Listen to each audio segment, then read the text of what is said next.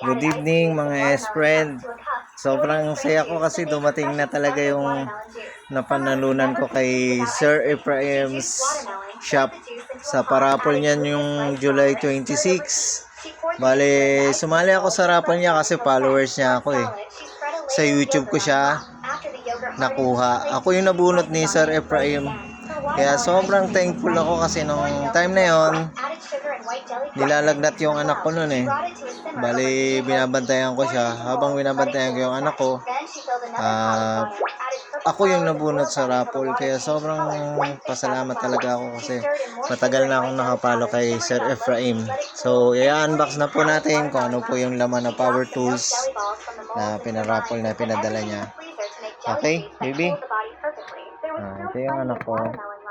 Siya may lagnat siya nung time na yan, nung nag-raffle. Buksan niya na po yung napanalunan ko. Sir Ephraim, maraming salamat. Best friend. Sana marami ka pang matulungan. At pagpalain ka palalo ng Panginoon sa kabutihan mo. Sa give back to the community.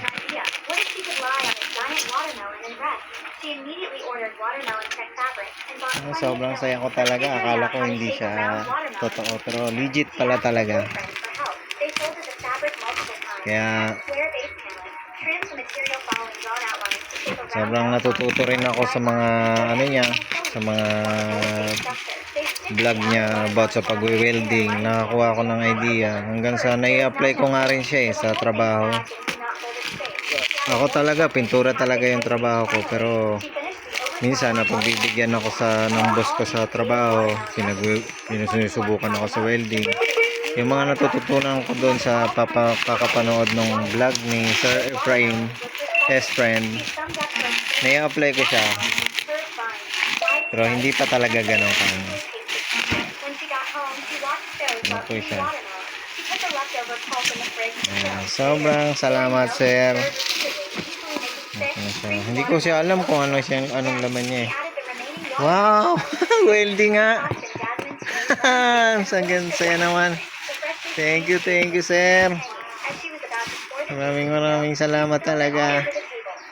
Sabi ko na eh, akala ko ano siya, grinder or ano. Sabi ko bag lang kayo eh. Ito yan ako.